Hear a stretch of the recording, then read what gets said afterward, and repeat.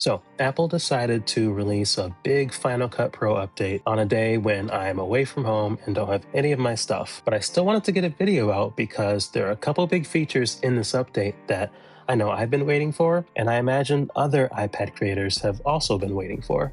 So, I'm going to make do with what I have, and let's take a look at what's new in Final Cut Pro 3.3 for iPad. So I don't do a lot of shorts on this channel for a number of reasons, but one of them is that I haven't had a way to generate those captions where each word highlights as you're speaking until now. So thanks to on-device AI, this is now a feature in Final Cut Pro for iPad. Let's take a look at what that looks like.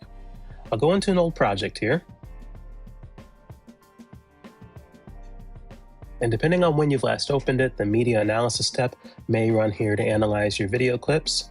I've gone through this a few different times, so Final Cut has cached my media analysis. That's why you're not seeing that here.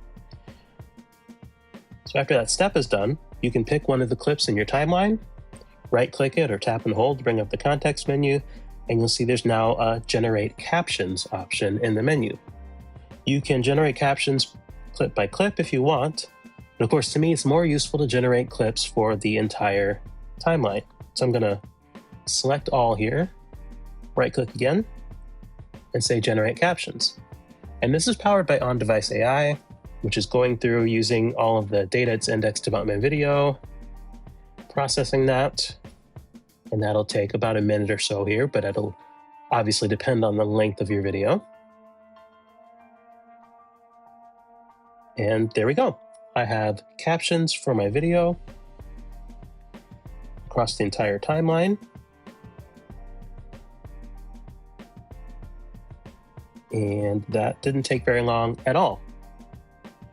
There are a bunch of aspects of this that I can customize. So for example, we pick this clip here to focus on. Animation style, I can choose a fade. See the words kind of fading in there. They can scale in, highlight, or do kind of a fill effect. So you have some options there to play with that. Similarly, we'll take highlight here. In the animation, you can do it by word, which you just saw here. By character, which looks a little funny. You can do it by line, which of course is more useful if you have multi-line captions, or you can fill the entire thing as you're speaking. You can change the font if you want. I would never actually do this to you guys, but it's a good example. You can change the text color. It's green if I want. You can change the highlight color, make this blue. You can change the background color of the caption, make this purple, and make this entire thing just unreadable if you want. But, don't do that. You can also adjust the corner radius, the slider here. Probably better to do this by hand. Make it just make it totally square, or adjust the radius to make it more rounded. You can adjust the width of the caption background, height, and position. There's an interesting option all the way at the bottom called Vertical Social Media Safe, which, as the title implies, will position your caption so that it's less likely to get cut off if you're reframing your video for a vertical video for something like TikTok or YouTube Shorts. As with anything that's AI generated, there's a good chance that the captions that are generated are not going to be 100% accurate. So you're going to want to review them before you release your video. And since these are really just titles, you're able to select each of your captions and go into the text layer and make any adjustments that you need to. So this next feature is something I've needed since the beginning of this channel. So normally when I record video with my iPhone, like I am today, you get one clip with both the video and audio together. So if I just want to use the audio from that clip, like I want to put B-roll over it, my options pretty much have been to either just re-record that audio by itself, or what I've been doing is going into the inspector and just turning the opacity all the way down to 0. The idea is to make it so that Final Cut knows not to render that video, but let me keep the audio. But now that problem has been solved. What you can do is take that same video clip, tap and hold or right click. You'll see there is a detach audio option in the context menu, and it does exactly what you would think. It separates the audio from your video, and now you have the two different clips to play with.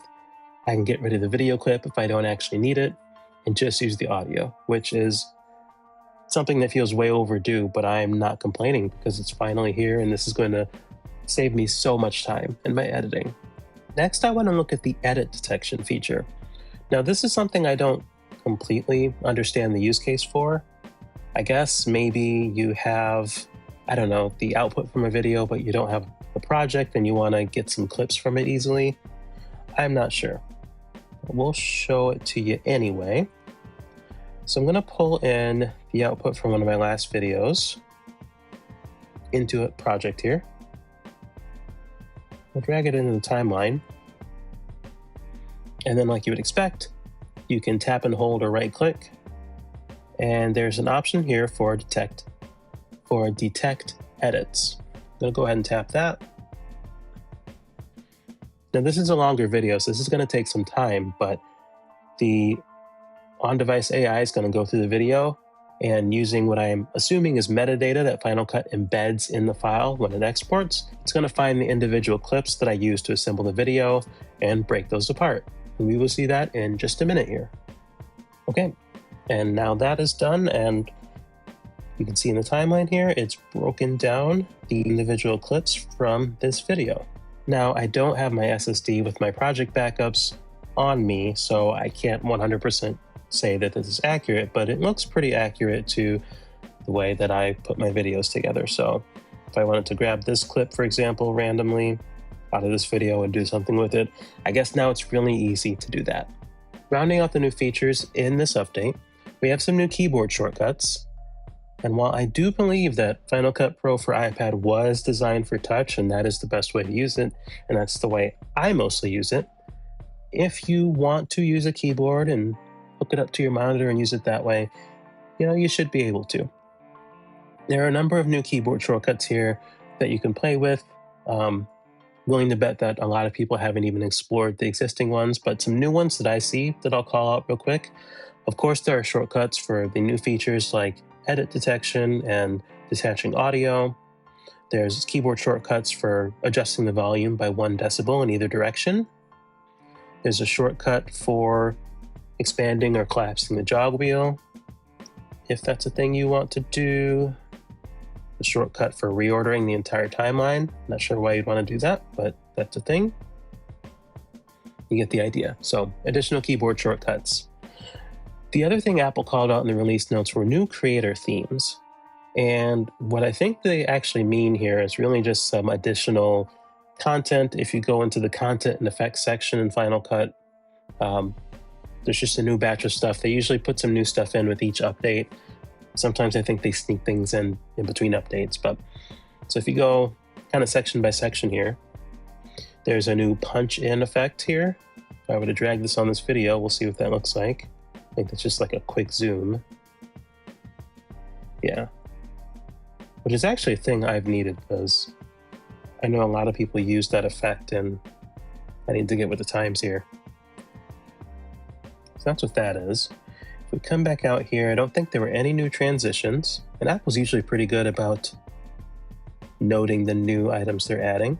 In the title section here, there are a number of new titles with different animations, things that can slide in from the side and just make your videos a little more visually interesting. One that catches my eye, of course, is these new call to action titles. So if I were to grab that clip here, let's play with this a minute. We'll pull in that call to action. Bring up the inspector and see what our options are. toggle on or off the in and out animations. Of course, you can change the text if you want, but I like and subscribe since, I do YouTube. What's fun here is you can actually change the logo. So they have some pre-built options in here with this one. By default, it was just the kind of a person icon. I'm going to change that to be YouTube. You can change the symbol next to it to be either a heart or the thumbs up. I'll keep the thumbs up. And you can change the logo color. Of course, it's YouTube, so I'm going to go with red. Oop, that was the logo color. We'll do the symbol color here. We'll put the logo back to white. Let's see what that looks like now. Okay, I did that backwards. Let's try that again.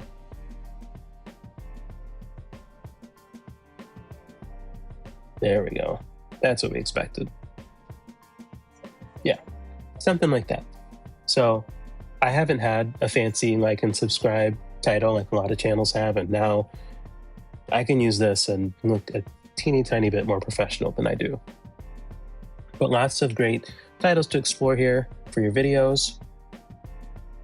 Go into graphics and generators. This is kind of important. So when I do these kind of walkthrough videos, if you follow this channel, you know I usually use this vapor effect. Pull that in here so you can see it. Because out of all the effects here, I feel like it's the least distracting and I'm not trying to pull away from the content. But they've added some new ones that are finally not as distracting as some of the other ones. So for example, there's this chill option, just to really, subtle animation. Same with solar, it's just brighter. And there's this waves.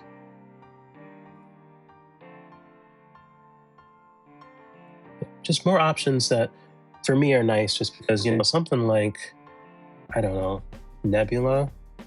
I've used that sometimes too, but even that feels a little too distracting for what I'm trying to do. So I'm glad they've added some more subtle animation options that I can use to spice up my videos a bit. It looks like in soundtracks, we have a number of new audio options as well. I go back and forth on whether I put audio in my videos, but I'm happy the chill section seems to be filling out a little bit more, since that's usually what I would use for my videos. Hype is not really appropriate. Wish there were some more lo-fi options, but you get the idea. So there's some additional content to play with in here for building your videos. It'd be nice if third parties could deposit stuff in here. That was something I think they kind of said they were going to do at the beginning of Final Cut Pro for iPad and have silently decided not to, which kind of sucks. But as long as Apple keeps adding things, I guess it's okay. And that's going to do it for this hopefully short video on what's new in the latest version of Final Cut Pro for iPad. As always, if you made it to the end of the video, thank you. I appreciate you and your time. If you could like the video and subscribe to the channel, that would help me and the channel out a bunch. And with that, I will catch you all in the next one. Thanks, and take care.